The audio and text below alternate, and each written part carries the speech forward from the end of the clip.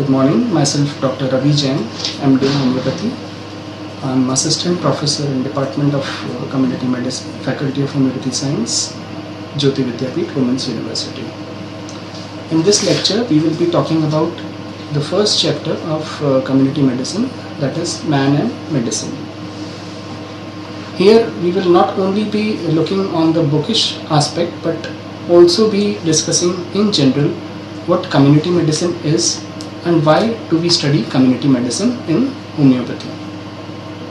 So, in community medicine, first of all, what community medicine is? Community medicine, if we divide it into community and medicine, community indicates the group of people who share some common characteristics and stay at a particular place. And when we talk about medicine, medicine has an important role in our life. Medicine is such a branch of science which deals with the diagnosis, with the treatment and the prevention of the disease. Now we start with the first chapter. Community medicine is basically covered in third and final year, fourth year of BHMS syllabus. This chapter, Man and Medicine, is covered in the third year, BHMS, third professional year. Here we discuss about the various treatments, the chronicity of the treatments, or in the chronological order, how the treatment started, how the treatment developed through the period of time. Since antiquity, or since the birth of this universe, man has been exposed to different kind of diseases. With the advent of diseases, there has been a search for the treatment of that particular disease. So for that, time and on, various diseases, various treatment methods have been developed till date. In Man and Medicine, we will come across all those things. First of all, we deal with what is community medicine. So a community medicine is a branch of medicine. It is specially said in the previous times, we used to call it preventive and social medicine. Preventive and social medicine and community medicine are one and the same thing. But what the difference is, in preventive and social medicine, we use the preventive measures and also the social aspects which are responsible for the disease development. But in community medicines, epidemiology is also included. What is epidemiology? Epidemiology is the study of different aspects of diseases, the aging factor, the host, the environmental factor, and their interaction leading to the development of a particular disease. So a community medicine is a branch of medicine which is concerned with the total health of the individual within the home environment and in the community. Means it is the total health of the individual within the home environment where he is living and also in the community, and with the application of comprehensive care to the prevention and treatment of illness in the entire community. So we are starting with the individual and we are applying it on the entire community. It is a branch of medicine dealing with the health care issues affecting community as a whole.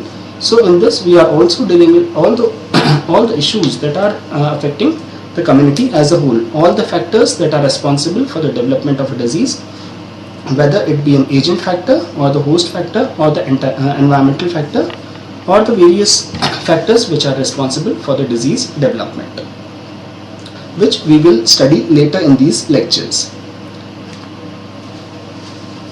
It is well said that medicine was conceived out of sympathy and born out of necessity.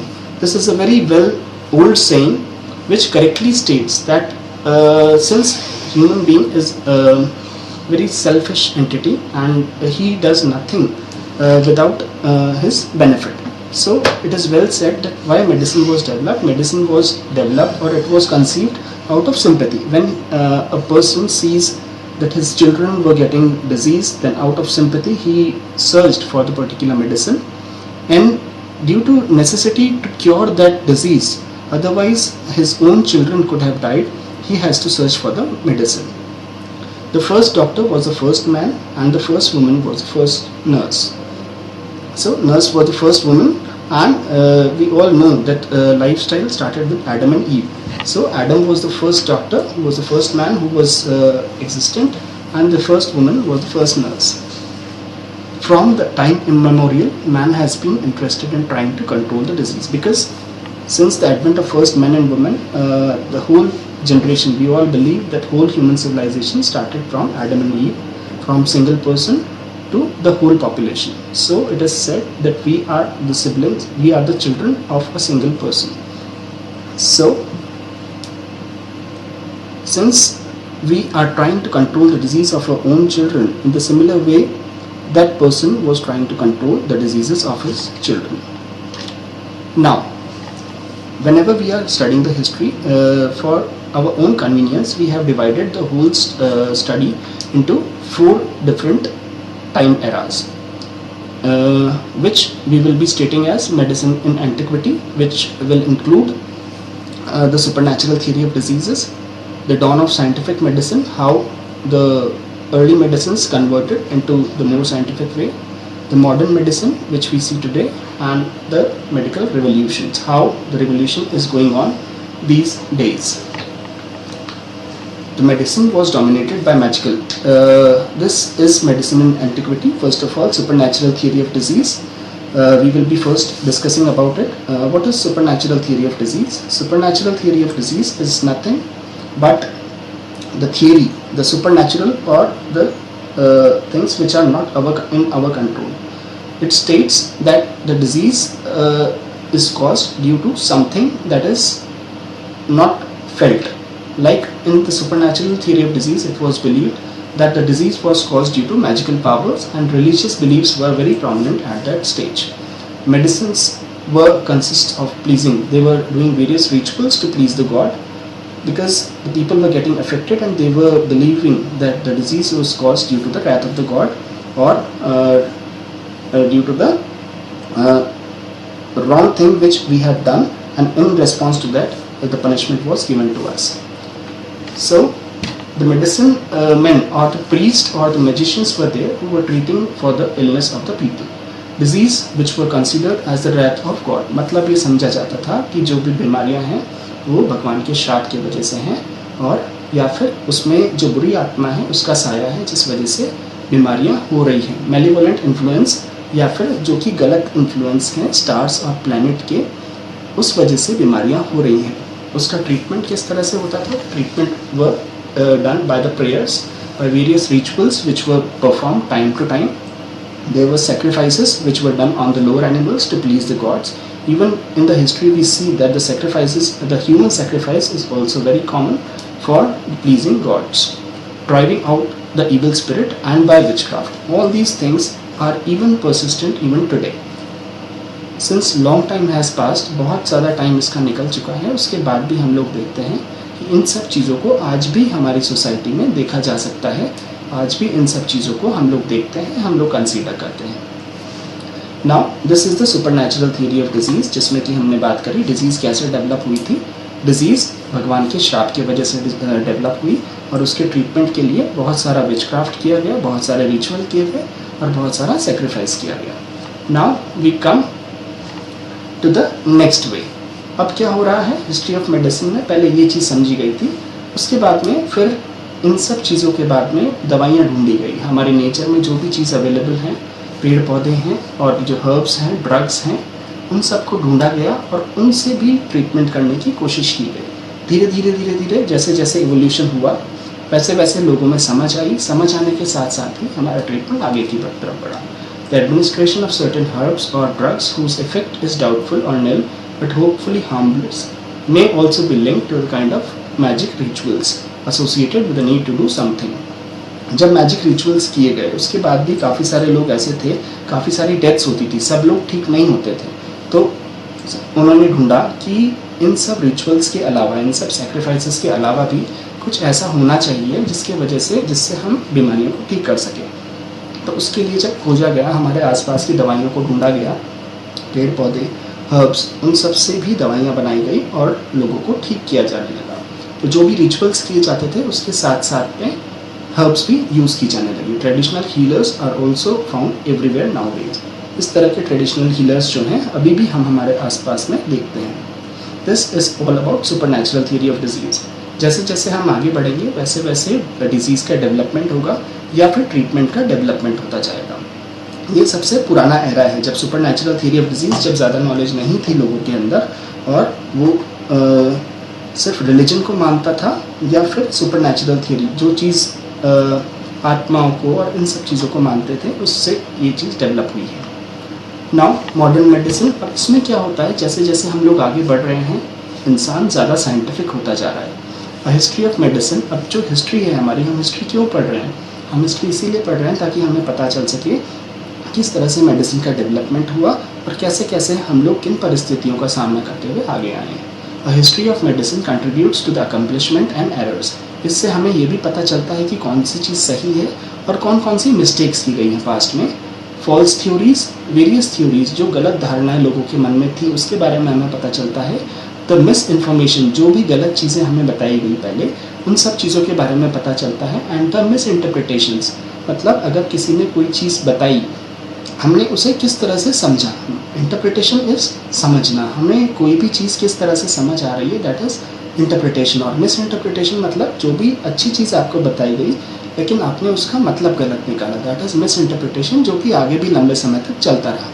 तो हमारा जो modern medicine का M है वो क्या चीज़ है, वो 3 चीज़ों पर बेस्ड होता है।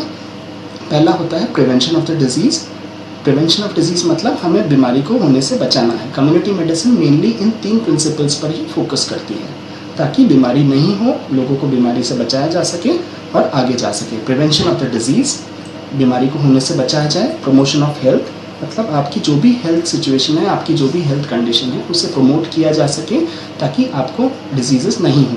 And improvement of the quality of life, जो भी आप लाइफ जी रहे हैं उस क्वालिटी को इम्प्रूव किया जा सके ताकि आपको और बीमारियों से बचाया जा सके।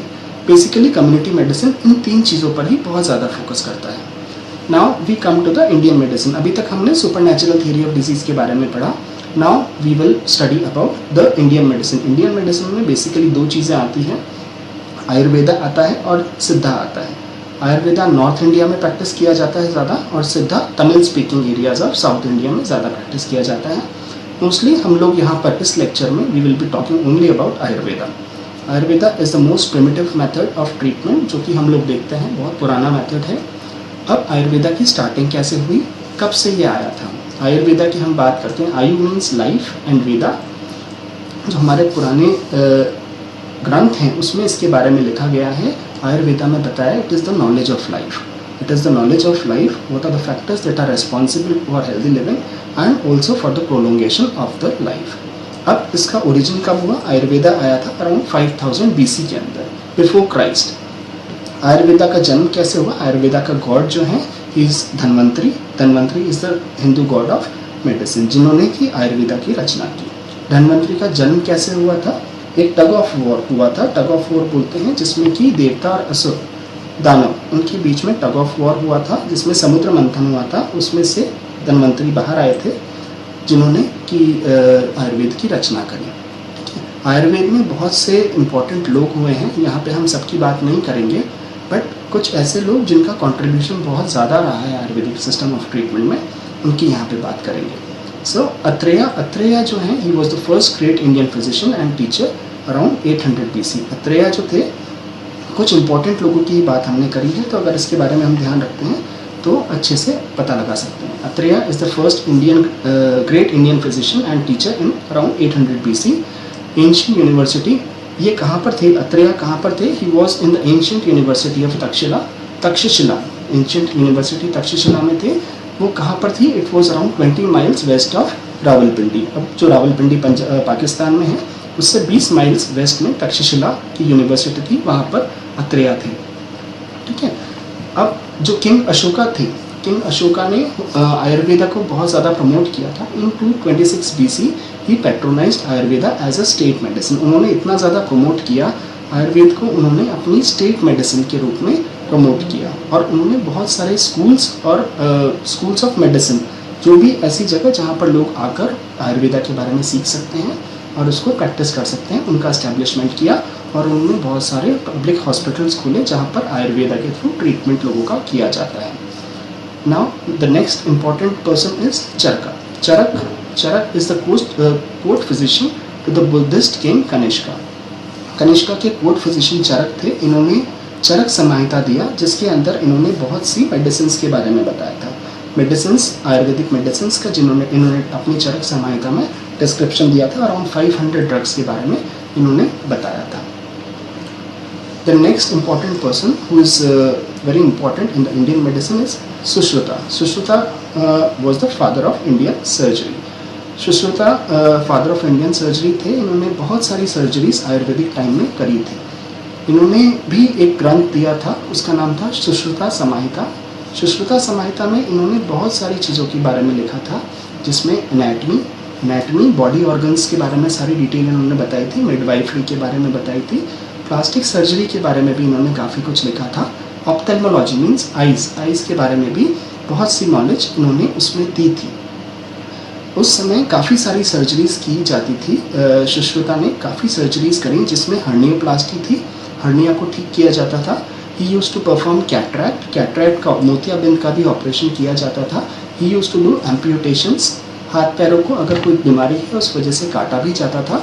And he used to excise tumours क्या होते हैं, जो एबनॉर्मल ग्रोथ होती है बॉडी में, unwanted purposeless proliferation of the cells, जो आप लोगों ने पैथोलॉजी में पढ़ा होगा सेकेंड ईयर में, उन चीज़ों को भी एक्सरसाइज की जाती थी। उस समय राइनोप्लास्टी भी की जाती थी, जो नोज़ की, नाक की हड्डी है, उसको भी ठीक किया जाता था। और ये भी कहा गया है कि जो ब्रिटिश सर्जन्स हैं उन्होंने भी ये सारी चीज़ें इंडियन से ही सीखी थी, और फिर उसके बाद जाकर राइनोप्लास्टी को यहाँ से सीखा और फिर अपने यहाँ पर अप्लाई किया था। ये सब, इन सब चीज़ों से हमें पता चलता है कि आयुर्वेदा में डेवलपमेंट बहुत तेज़ी से हो रहा था। सर्जरी की जा रही थी, बहुत सारी चीज़ें, एम्प्यूटेशंस किए जा रहे थे। लेकिन इसके बाद एक ऐसा समय आया जब नॉन वायलेंस की थ्योरी इंडिया में आई थी। नॉन वायलेंस की थ्योरी आने की वजह से बहुत बड़ा सेटबैक लगा था आयुर्वेदा के डेवलपमेंट में। नॉन वायलेंस की थ्योरी आने की वजह से क्या हुआ था कि जो भी ये प्रोग्रेस हो रही थी यहाँ पे, वो वहीं के वहीं रुक गई थी। नॉन वायलेंस की थ्योरी आने की वजह से सारे के सारे जो भी हानि होती है दूसरे इंसान को, वो सब पहुँचाने में लोग ने मना कर दिया, जिस वजह से और ज़्यादा डेवलपमेंट आयुर्वेदिक सर्जरीज का नहीं हो पाया था। आयुर्वेदा में जो कॉन्सेप्ट आता है वो त्रिदोष का कॉन्सेप्ट आता है। त्रिदोष का कॉन्सेप्ट मतलब आयुर्वेद बिलीव करता है कि there are 3 things in the body. 3 चीज़ें होती है। वात होती है, which is synonymous to wind. पित्त होता है, pitta is synonymous to gall. And kapha is mucus. तो त्रिदोष थ्योरी पे आयुर्वेद चलता है, बोलता है कि हमारे बॉडी में जो भी चीज़ें होती है उसमें वात, पित्त और कफ का बैलेंस होना चाहिए, तब तक बॉडी हेल्दी रहती है, इंडिविजुअल हेल्दी रहता है। अगर वात, पित्त और कफ में से कुछ भी डिस्टर्बेंस होता है तो उसकी वजह से डिजीज़ हो जाती है बॉडी में। So it is said that disease is the disturbance of the equilibrium of these 3 humans. Ayurveda ने एक बहुत इंपॉर्टेंट कॉन्सेप्ट दिया था। उन्होंने हाइजीन को भी बहुत ज़्यादा इंपॉर्टेंस दी थी। हाइजीन क्या होती है? बेसिकली हाइजीन ये होती है कि आप अपने आसपास में कितनी साफ़ सफाई रखते हैं, कितना खुद को भी साफ़ रखते हैं और अपने आसपास के एनवायरनमेंट को भी साफ़ रखते हैं। आयुर्वेद मानता था कि अगर आप हाइजीन रखते हैं, ना सिर्फ आयुर्वेद बल्कि और भी कई सिविलाइजेशन जिनके बारे में हम आगे वाले लेक्चर्स में पढ़ेंगे, उसमें कई सारी चीज़ें आती हैं, कई सारी बीमारियां जो कि हो जाती हैं, इंडिविजुअल्स को अफेक्ट करती हैं, उनको एक अच्छी हेल्थ और हाइजीन मेंटेन करने से रोका जा सकता है। तो आयुर्वेदिक सिस्टम ऑफ मेडिसिन में भी हाइजीन को बहुत ज़्यादा इंपॉर्टेंस दी गई थी। इसके बारे में हमें पता चलता है लॉज ऑफ मनु ने कुछ लॉज दिए थे। उसके अंदर उन्होंने पर्सनल हाइजीन मेंटेन करने के बारे में बताया था। उस समय न सिर्फ पर्सनल हाइजीन बल्कि द नॉलेज ऑफ सैनिटेशन, मतलब जो भी वाटर डिस्पोजल है, water and sewage disposal comes under sanitation, तो उसके बारे में भी नॉलेज दी गई थी कि प्रॉपर वाटर डिस्पोजल कैसा होना चाहिए, जो हमारे घरों से पानी जाता है किस तरह से जाना चाहिए, वाटर सप्लाई, पीने का पानी किस तरह का आना चाहिए, कैसा पानी पीने को मिलना चाहिए, किस तरह का नहीं मिलना चाहिए। And engineering at Harappa and Mohenjodaro, ये हड़प्पा एंड मोहनजोदारो कल्चर जो है, वहाँ पर भी हमें इन सब चीज़ों के बारे में बहुत एडवांस्ड कंडीशन देखने को मिली थी, जहाँ पर पीने का साफ पानी का प्रोविज़न था, सीवेज का प्रोविज़न था, सैनिटेशन का प्रोविज़न था, और जो मकान बने हुए थे उसमें हाइजीन का बहुत ज़्यादा ध्यान रखा गया था। ये सब चीज़ें हमें आयुर्वेदिक सिस्टम ऑफ मेडिसिन में देखने को मिलती है। इस लेक्चर में हम बस इसी की बात करेंगे। आने वाले नेक्स्ट लेक्चर्स में हम चाइनीज़ मेडिसिन और मेसोपोटामियन मेडिसिन की भी सिस्टम